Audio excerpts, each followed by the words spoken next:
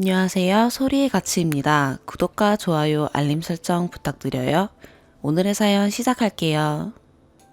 첫 번째 사연입니다. 아무리 생각해봐도 도저히 이해가 안 돼서 먼저 결혼하고 아이 낳으신 분들께 여쭤보려고 합니다. 최근 아이 엄마인 10년 넘은 친구와 손절했습니다. 아니, 손절 당했습니다. 친구가 경조사는 알려달라길래 추후 다시 연락하기도 껄끄러워 계좌로 바로 보내달라고 했더니 거절당했네요.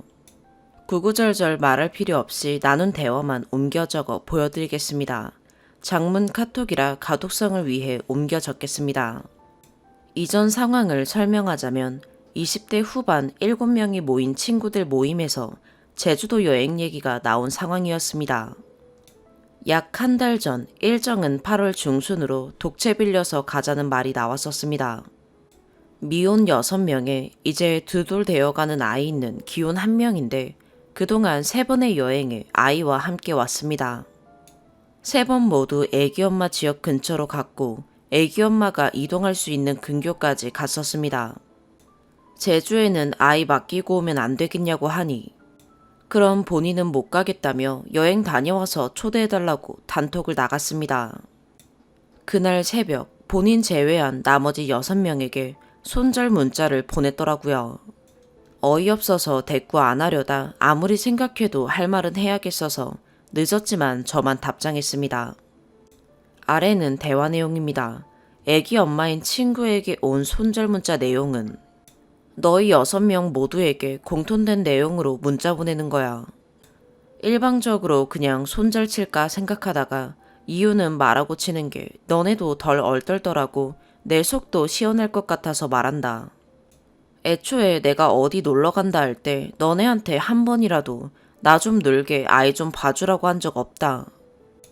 매번 노는데 짐 되는 것 같아서 미안하다고 한 적은 한두 번 있는 것 같은데 근데 이게 2박 3일이든 일주일이든 너희 노는데 그렇게 크게 문제가 될 것 같았으면 애초에 나한테 말하지 말지 그랬냐. 니네가 그렇게 했어도 너희와 다른 나의 특이한 사정이 있으니 서로 미안해서 그랬겠거니 하고 이해했을 텐데. 근데 실컷 숙소 어디 갈 거냐 어쩔 거냐 다 해놓고 갑자기 아기를 두고 여행을 가라? 맡겨라? 나는 대체가 어떻게 해야 저런 생각이 나오는지 이해가 안 가. 이게 진짜 날 위한다고 한 말일까부터 5만 가지 생각이 하루 종일 들더라고. 근데 내 답은 이거야.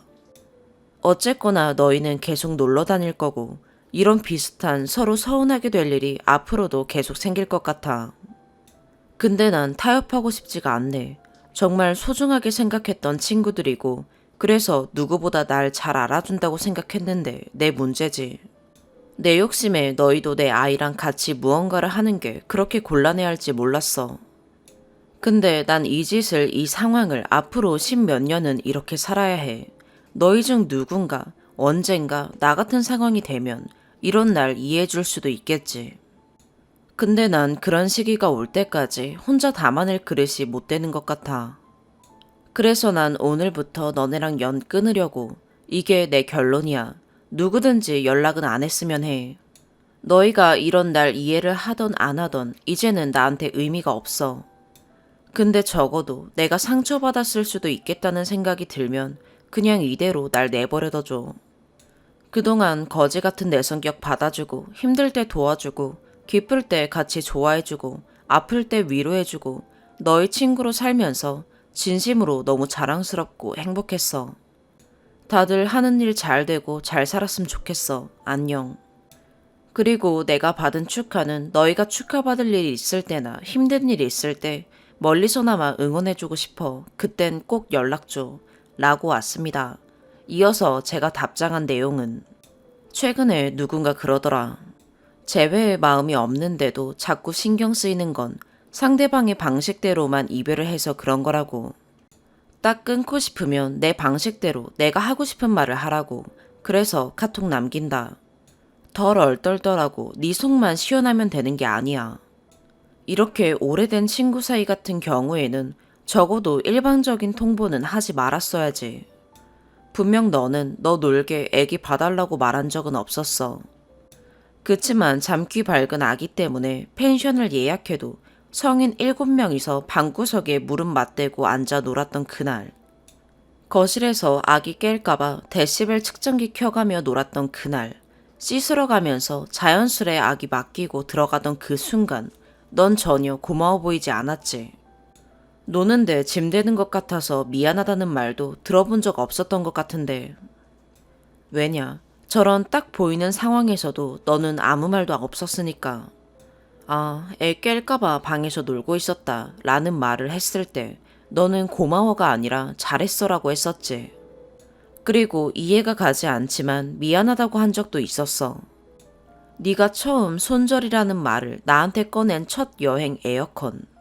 다들 잘 때 내가 에어컨 튼 것도 아니고 들어가자마자 에어컨 켰었지. 리모컨도 그 자리에 두었고. 아이를 데려왔으면 엄마인 네가 케어하는 게 맞다고 생각해. 아이가 추워하면 네가 끄면 되는 부분이고 근데 그걸 왜 내가 죄인인 것 마냥 빌어야 했는지 사실 아직도 이해가지 않아.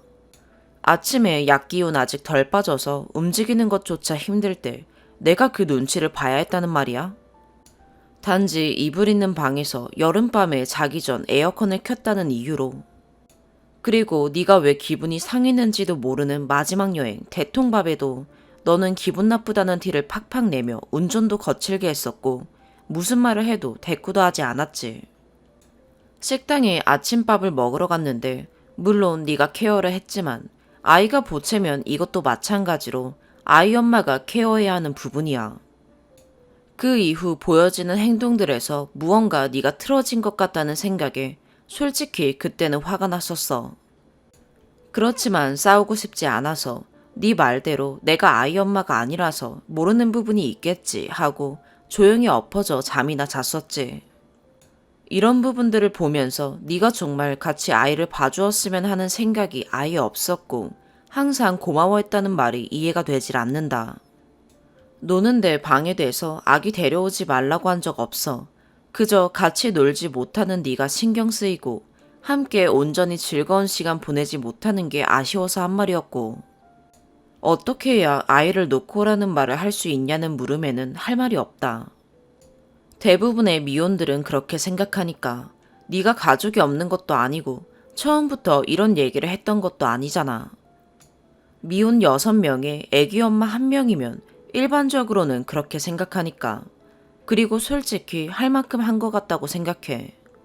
첫 여행 때 너 1시간 이내로 운전해서 만날 수 있는 곳이면 좋을 것 같다고 해서 3번의 여행 전부 네가 사는 지역 근처였어.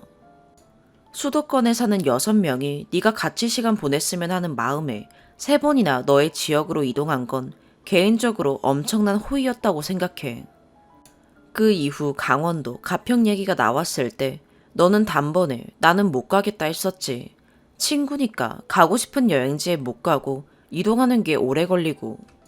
이런 부분 다 감내하고 오래된 친구고 상황과 형편이 달라도 함께 시간을 보냈으면 하는 마음이었는데 너는 그걸 당연하게 생각했던 건가 하는 마음이야.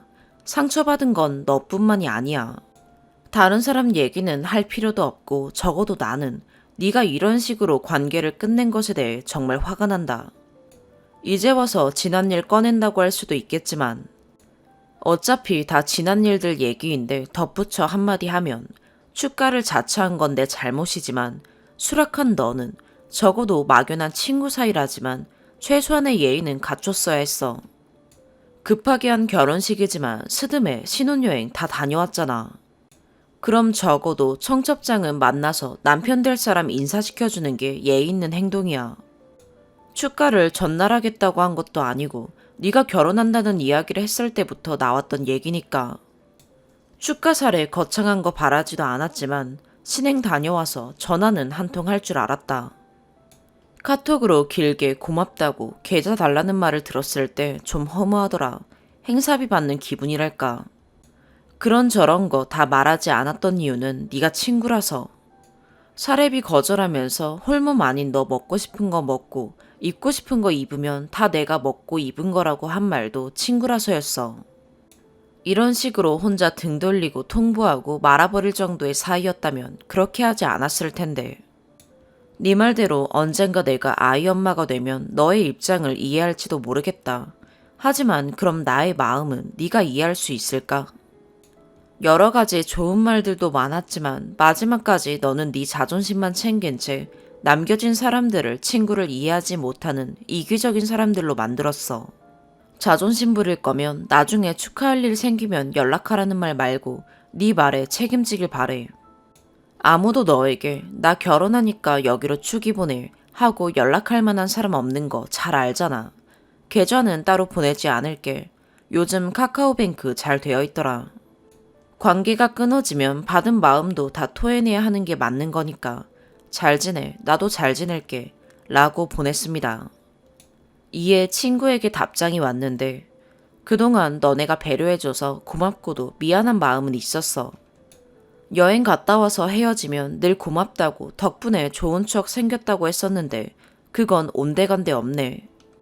나도 너네가 불편해할 거 알면서도 너 말대로 함께하고 싶어하는 너네 마음과 내 마음이 같았다고 생각했다. 그래서 내 딴에도 늘 무리해서 아이 데리고 다녔다. 짐이며 아이 컨디션이며 낯선 데 가서 보채는 아이 돌보는 나의 상태며 너네는 나에게 엄마니까 당연하다고 말하는데 그래 엄마니까 당연해. 근데 그건 너희가 아니라 내가 생각하고 내 스스로가 감당해야 할 부분이었고 지금까지 그런 부분에 대해서 너네한테 가려고 준비하는 과정에서 짐이 많아서 가기 싫다느니 어쩌느니. 여행에 혹시라도 초칠까봐 조금이라도 싫은 소리 안 했어.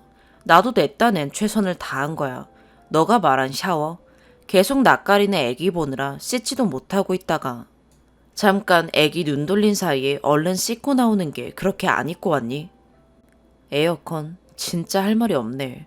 그렇게 생각하고 있었구나. 그래 알겠다.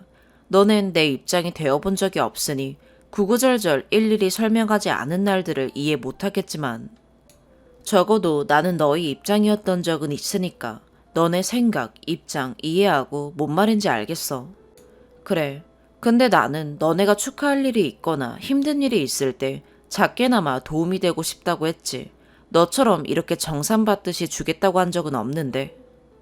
나중에 연락 안 하고 안 받는 건 너나 다른 애들이 안 받는 거지. 내가 안 주는 게 아니지 않냐? 이렇게 왔습니다. 가독성 떨어진 긴 글 죄송합니다. 제가 제 입장으로 설명하는 것보다 문자 그대로 보여드리는 게 덜 편파적일 것 같아 부득이하게 글이 길어졌네요. 이 글을 작성한 건 저 문자에 할 말은 많지만 구구절절 말하기 싫어 링크 하나 보내고 진짜로 손절하려는 이유입니다. 마무리를 어떻게 해야 할지 모르겠네요. 읽어주셔서 감사합니다. 다들 평안한 밤 되세요. 추가, 주변에 얘기해보면 그래도 6명이 한 명한테 너무했다. 친구라면서 너무 매정하다. 하시는 분들이 계셔서 약간 혼란스러웠는데 댓글 덕분에 확실히 알게 됐습니다. 그 친구가 결혼할 때는 다들 20대 중반이었고 지방에서 결혼식 올렸고 다들 안정적이지 못한 탓에 부끄럽게도 축의를 10만원씩 밖에 못했습니다. 저는 축가도 하고 축의도 했던 걸로 기억합니다. 코로나 때문에 돌잔치 못한 게 아쉬워 두 번째 여행에서 저희끼리 작게 케이크 자르고 아이 옷 선물해 주었습니다. 일단 같은 입장인 다른 친구들도 결혼식 이후로 개인적인 연락 받아본 적 없다고 하네요. 단톡방에 고마웠다고 말한 게 전부입니다. 축가한 저도 신행 다녀와서 전화라도 한 통 할 줄 알았지만 카톡으로 고맙다는 말과 함께 계좌 보내라고 하더라고요. 오랜 친구니까 그냥 너 먹고 싶은 거 먹고 입고 싶은 거 입으면 다 내가 쓴 거라고 하면서 거절했습니다. 그리고 3번의 여행 때마다 전 친구 사는 지역 근처로 누구는 차 몰고 나머지는 KTX 타고 내려갔어요. 결혼식도 지방에서 해서 고속버스 타고 차 몰고 갔고요. 그런 부분들 다 포함하면 웬만한 축의금만큼 든 것 같네요. 두 번째 추가, 성의껏 조언해주시고 댓글 달아주신 분들께 감사합니다. 속 시원한 사이다 후기는 아니지만 그래도 답장하지 않으면 본인 말이 맞으니까 가만히 있는 것처럼 보일 것 같아.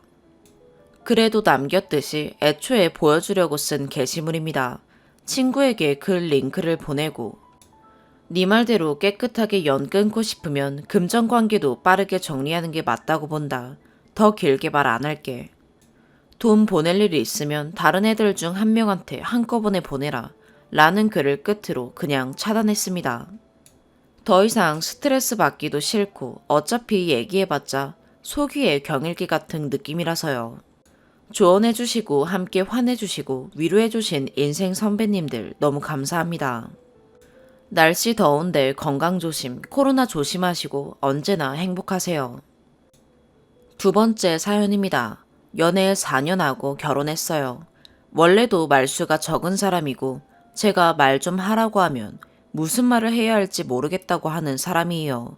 그래도 사람이 가볍지 않고 진중하고 제 이야기 잘 들어주고 기억했다가 다음에 꼭 해주고 다정다감한 성격이 좋았어요. 문제는 남편이 결혼하고 나서 집에 둘이 있을 때도 거의 대화를 안 해요. 매일 얼굴 보는 가족이 뭐 그리 할 말이 많겠냐 하겠지만 저도 매일 수다를 엄청 떨고 그런 걸 바라는 건 아니에요. 말 없는 사람인 거 알고 결혼했으니까요.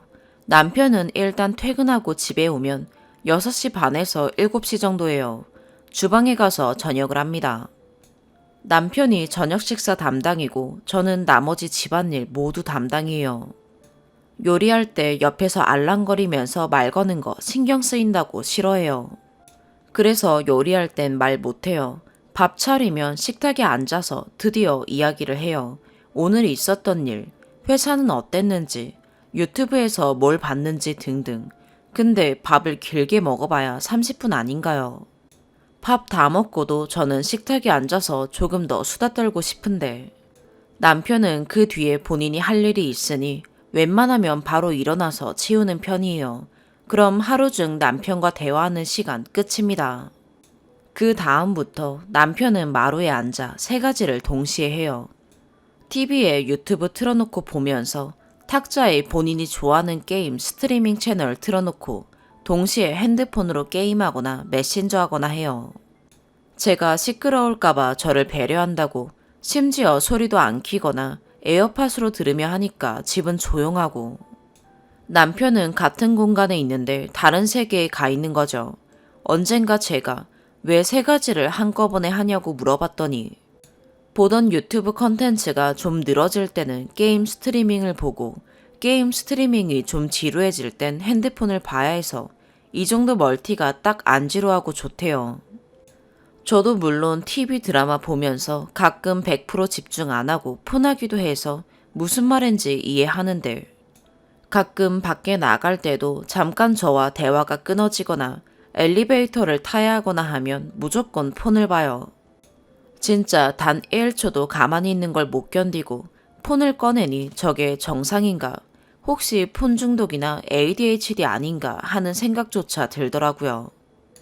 말이 약간 샜는데 하여튼 이걸 거의 7시 좀 넘어서부터 밤 12시 넘어서까지 하루 평균 5시간씩 합니다. 주말에는 아침부터 밤까지 딱히 저랑 밖에 나갈 약속이 없는 한 하루 종일 저러고요. 또 다른 문제는 저런 상태에서 제가 대화를 더하거나 장난치거나 하려고 다가가면 받아주긴 하는데 정신은 이미 3가지 매체에 빼앗겨 있기 때문에 대답이나 리액션이 건성인 게 다 드러나죠. 저는 아직 신혼이고 하루 종일 못 봤기 때문에 의미 있던 없던 같이 뭔가를 하고 싶어요. 솔직히 같이 TV나 넷플릭스를 같이 보더라도 남편은 폰으로 2-3개 다른 걸 동시에 보고 있어서 제가 본 장면에 어머 여보 하면 다른 거 보느라 놓친 적이 부지기수예요. 같이 보는지를 모르겠어요. 한 번은 남편이랑 장난치다 저한테 그러더라고요. 저는 집에 있는 반려견 같은 존재라고요. 제가 코로나 이후 재택근무를 해서 집에 있거든요.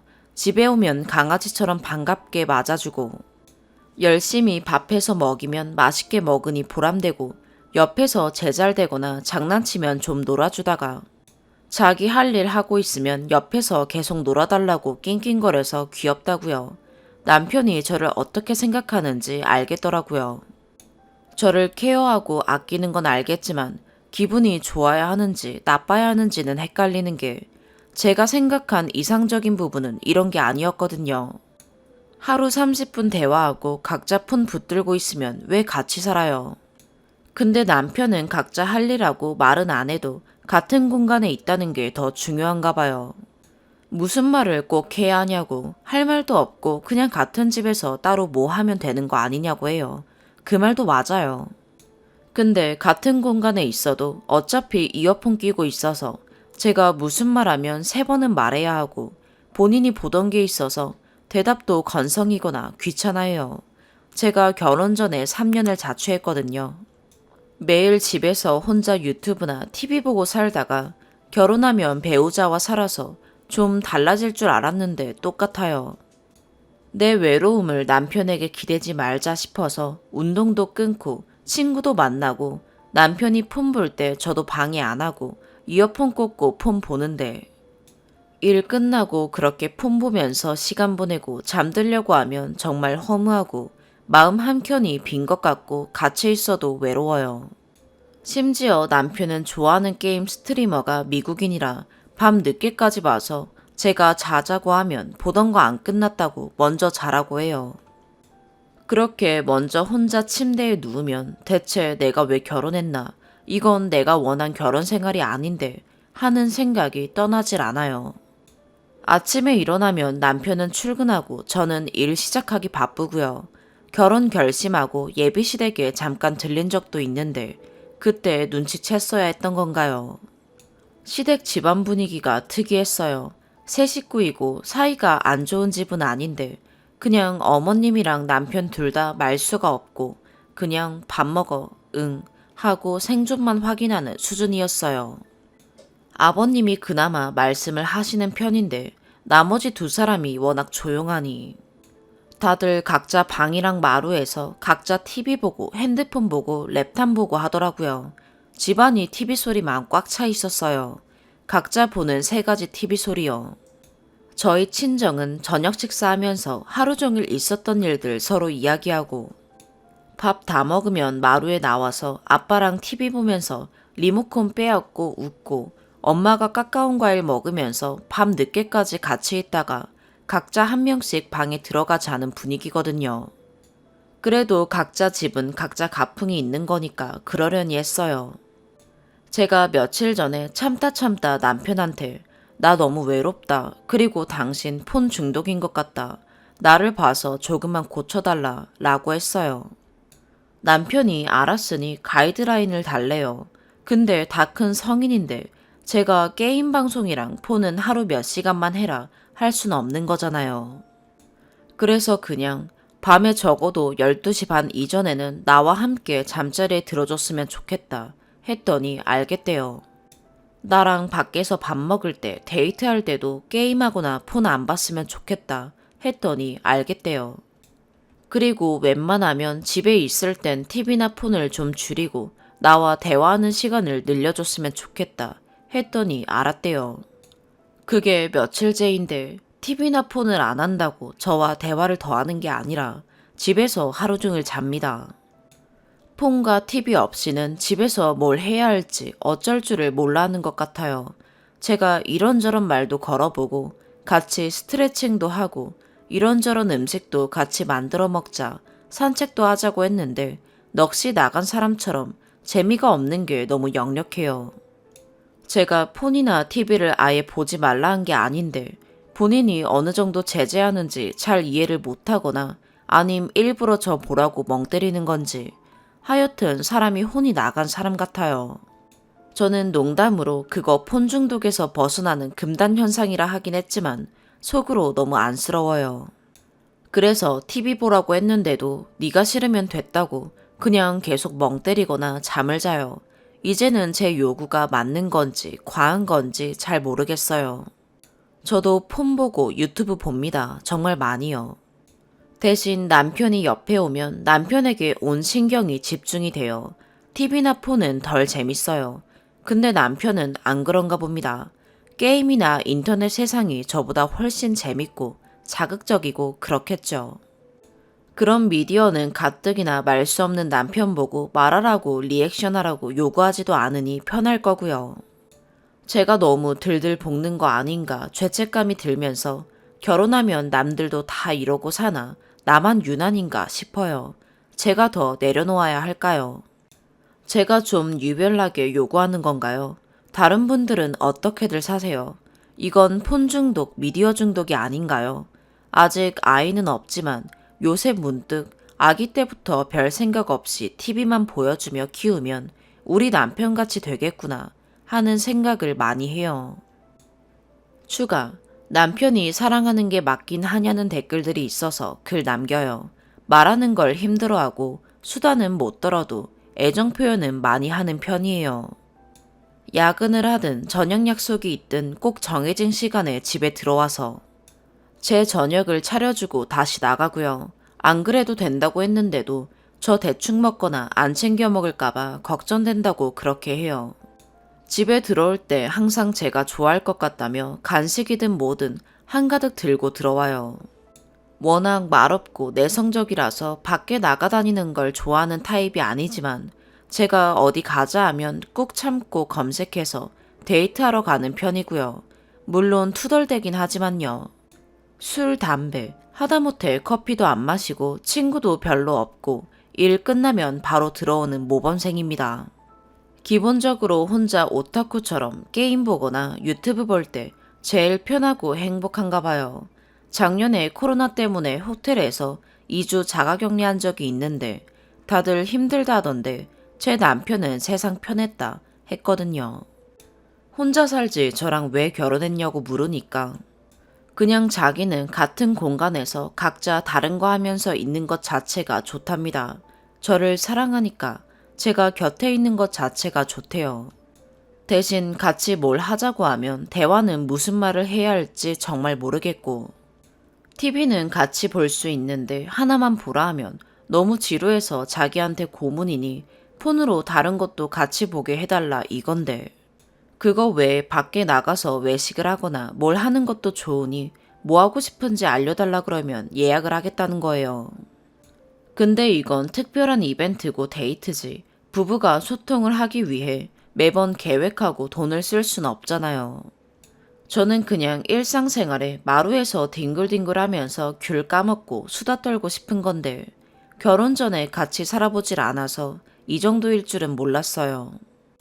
애 없는 다른 부부들은 평소에 어떻게 살고 얼마나 대화를 하세요. 그리고 남편이 말은 잘 듣는 편이라 제가 이렇게 해달라 하면 그대로 해주는데 그래서 한 며칠 제 부탁대로 집에서 TV 안 보고 폰 안 보고 있거든요. 그렇다고 대화가 늘어난 건 아니지만요. 뭔가 제 요구가 핀트가 안 맞는 걸까요? 제 친정은 가족 분위기가 늘 함께 있고 이야기하는 게 자연스러워서 말없는 남편이랑 살면 부부가 이걸 어떻게 함께 만들어가야 할지를 모르겠어요. 세 번째 사연입니다. 부유하지 못한 평범한 집인데 20살부터 외국 유학을 시작으로 늦은 나이인 30살에 일반 기업에 취업하기까지 부모가 자식 뒷바라지 했습니다. 8년 사귄 동갑의 연인이 있으며 취업 후 연애를 공개했습니다. 35살이 되니 집안에서 결혼 반대가 심합니다. 상대 연인 집안도 평범한 집안인데 불구하고 부족하다고 생각하는 듯합니다. 부모에게 연인 사이 공개 후 지난 5년간 강경, 회유, 못 살겠다 등 할 수 있는 모든 방법을 써서 부모를 설득하려 했으나 상대 연인의 반대편 아버지가 직접 전화하여 본인 자식이랑 헤어지라고 말을 하기에 이르렀습니다. 상대 연인을 고려한다면 절대 평범한 집 같아 보이진 않지만 결혼 후 힘들겠지만 양쪽 연인 모두 반대하는 부모와 연을 끊고라도 밀고 나갈 의사는 있습니다. 부모와 연을 끊으려고 각오한 자식, 자식 연인에게 전화해서 헤어지라는 부모, 누구의 잘못이 클까요? 추가, 댓글을 달아주신 여러분께 감사드려요. 지하철 위, 이 글을 읽고 있는 제 마음이 무겁습니다. 모두 꼼꼼히 읽어보았고 저에게 질타하시는 분의 마음도 안타까움을 표하는 분의 마음까지 모두의 마음이 동시에 공감이 갑니다. 여기서 답을 구하기보단 답답한 마음에 늘 읽기만 하다 처음으로 글을 써보았습니다. 나이 먹고 이런 글을 쓴다는 게 철이 없어 보일 수 있겠네요. 모두들 부모님께서 반대하시는 이유에 대하여. 그리고 사랑 때문에 제가 직시하지 못하는 부분이 무엇인지 고민하고 또 고민합니다. 어느 댓글에 부모님이 반대하는 이유를 본인이 더 잘 알 거라 말씀하신 게 있어 여러분께 상대 연인에 대해 조금 상세히 적어봅니다. 상대방은 일찍이 영세 사업을 시작한 자영업자입니다. 좋은 대학교는 나오지 못했지만 30 넘어 본인 사업과 관련된 공부를 더 하고자 서영고 서성한 대학원을 나왔습니다. 저는 부모님의 전폭적인 지원에 부응하지도 남들 다 아는 취업 시기에 취업한 건 아니지만 시험으로 들어가는 회사에 다니고 있습니다. 상대가 충분히 귀하게 자랐으리라 생각하지만 저희 부모님께서는 상대 연인보다 상대 연인의 부모님의 살아오신 환경이나 가정 환경을 더 중요하게 생각하십니다. 본인 자녀는 금전적 투자를 많이 받은 것에 비해 상대 집안은 그렇지 못했다는 것에 서로 가치관이 맞지 않다고 생각하십니다. 남의 집 자식 귀한 거 아시지만 저희 집안과는 맞지 않다고 생각을 하십니다. 저희 집이 오로지 저에게 지원이 가능했던 것은 부모님이 그만큼 벌이가 있는 회사 다니셨기 때문입니다. 반대로 상대 연인의 집은 그렇지 못했습니다. 하지만 그게 가정의 행복과는 상관이 없다는 거 아실 거라 생각합니다. 상대 부모님과는 식사도 자주 하며 유대관계를 쌓아왔는데 은퇴 후 가족의 행복을 지켜가며 큰 욕심 없이 소소하게 사시고 계십니다. 저희 부모님 입장에서는 소소하게 사는 그런 부분이 맞지 않다고 직접 말씀하셨습니다. 사회적으로나 물질적으로 욕심이 있는 집안이셨으면 하십니다. 그렇다고 저희 집이 대단한 집인 것도 아닙니다. 비록 본인 집은 아무것도 없고 소소하게 살고 있더라도 본인 자식만큼은 최고로 키웠는데 어디 내세워 자랑할 만한 집에 보내고자 하시는 마인드이십니다. 아니면 현재 못 살아도 최소한 자식 교육에 전폭적인 투자한 집이면 된다세요. 저도 알아요. 본인들께서 상대 집안에 무슨 덕을 보시겠다고 상대 집안을 보시겠나요? 시집살이 편하게 하시길 바라시는 딸 걱정뿐이셔서 반대하시는 거겠죠. 상대 집안에서 서울 30평대 집을 해주실 수 있다 말씀하셔서 그 말을 부모님께 전달했으나 그거 사놓은 집값 떨어지는 것도 아닌데 사놓고 말하라고 집안에 돈도 없으면서 말만 번지르다 라고까지 말씀하셨습니다. 최근 부잣집에 시집간 어머니 친구네도 한몫했을까요? 부모님은 부모님 기준이 있으신 거니까 자식으로서는 이해합니다. 마음이 너무 아프니 불효하고 있다 말씀은 마세요. 여러분은 그런 부모님의 마음을 100분 이해하시고 지금의 인연을 놓으실 수 있으신가요? 부모님께 유학비 갚으라는 말씀들이 있으셔서 이에 대답하겠습니다. 제가 부모님이 반대하는 동안 자식으로서 못해드린 건 아닙니다. 따로 살았지만 매일같이 전화드리고 절 위해 애쓰신 부모님을 위해 외제차로 바꿔드리고 못해보신 명품도 사드리고 누가 보면 저보고 돈도 안 모으고 너 인생은 없냐 말할 정도로 저는 크게 모은 거 없을 만큼 부모님께 해드렸어요. 저희 부모님을 욕하고자 이 글을 쓴 게 아닙니다. 또 그런 집에 장가갈 남자한테 몹쓸 짓 말고 남자 보내줘라 라는 글이 달릴까도 두렵네요. 상대 연인은 정말 착한 남자입니다. 제가 비록 못 보고 있는 부분이 있겠지만 집에서 왕복 2시간 걸리는 거리에 한 번도 10시 이후 집에 보낸 적 없고 10시라도 집에 데려다주고 들어가는 것까지 보고 가는 사람이에요. 인격적으로 본받고 싶은 사람인데 부모님께서는 상대 연인이 애초부터 만족이 안 되니 뭐가 어떻든 그저 미래가 불확실한 공부 안 한 자영업자 그 이상 그 이하로 안 보시는 것 같습니다. 두 번째 추가, 부모님과의 연을 끊는다는 것에 초점을 두게끔 글을 쓴 제 잘못이 큰 것 같아 먼저 죄송한 말씀을 전합니다. 결과적으로 부모님과 연을 끊을 마음 먹은 것부터가 괘씸한 자식이지만 여러분께 우리 사랑 너무 대단하니 키워준 부모 버릴 거예요. 이런 저 위로해주세요. 라고 말하고자 쓴 글이 아닙니다. 지난 5년이란 긴 시간 동안 부모님과 남자친구 모두와 행복할 수 있고 또 잘 살 수 있다는 설득의 설득을 부모님께 드렸습니다. 결국 돌아온 것은 지금의 남자친구와의 결혼은 눈에 흙이 들어와도 허락할 수 없다 라는 완강한 만류와 남자친구에게 전화하셔서 당장 헤어지라는 육두문자입니다. 여기서 글을 쓰고 있는 것 자체가 여러분께 내가 원하는 답은 이거야 라고 소리치는 답정너 같은 모습일지 모르겠습니다. 제 스스로가 남자친구와 저를 너무 좋게만 보고 있는 것일 수도 있겠네요. 부모님이 주신 사랑에 턱없이 부족하겠지만 딸로서 도의에 어긋나지 않기 위해 노력해왔습니다. 착한 딸로 살아오며 유학생활을 마쳤고 26살에 한국에 돌아온 후 원하던 기업의 면접에서 계속 낙방하는 동안 공공기관 시험 공부를 함께 병행하여 30살에 중공기업에 취업했습니다. 유학도 10년간이 아니라 정확히는 4년간의 유학 생활이었습니다.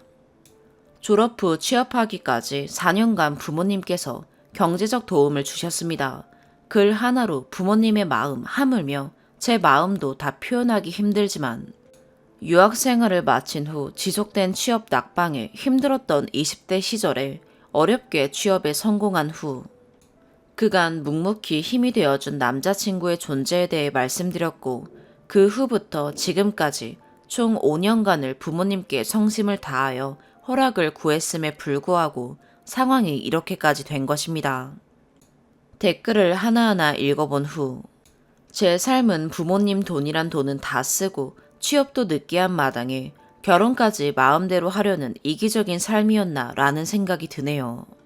취업 후에는 가족들과 남자친구와의 꽃길만 있을 것 같았는데 그 후 부모님을 설득하고자 한 긴 5년간의 노력이 결국 헤어짐으로 귀결되는 현재의 상황이 어제는 부모님이 너무 무심했는데 오늘은 부모님께도 남자친구에게도 그리고 이렇게 한심하게 굴고 있는 제 스스로가 미워지는 하루입니다. 네 번째 사연입니다. 전 아기 때 손가락에 화상을 입어 손가락 하나를 못 써서 4급 판정을 받고 작년 3월부터 요양원에서 일하고 있는 사회복무요원입니다. 우선 길 수도 있으니 긴 글 읽어주시는 분들에게 미리 감사합니다. 여기다가 글을 적는 이유는 저뿐만 아니라 다른 근무지 사회복무 하시는 분들도 저처럼 갑질이나 부당한 대우를 받고 있을 것이라 우리의 처지를 조금이나마 이해해달라는 취지로 글을 끄적입니다. 우선 저희 요양원은 직원이 50명, 어르신이 80분 정도 되실 정도로 큰 요양원입니다.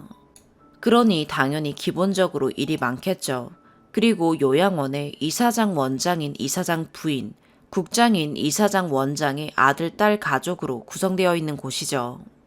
여기 이사장 원장은 서울인가 그쪽에서 오랜 공무원 생활하고 와서 기본적으로 직원에게 시키고 하대하고 마음에 안 드는 거 있으면 호통치는 게 습관화되어 있는 사람들이고 저희는 완전 하대받으면서 필요할 땐 직원으로 불필요할 땐 공익이라 불리며 이사장 원장의 현대판 머슴으로 일해왔습니다.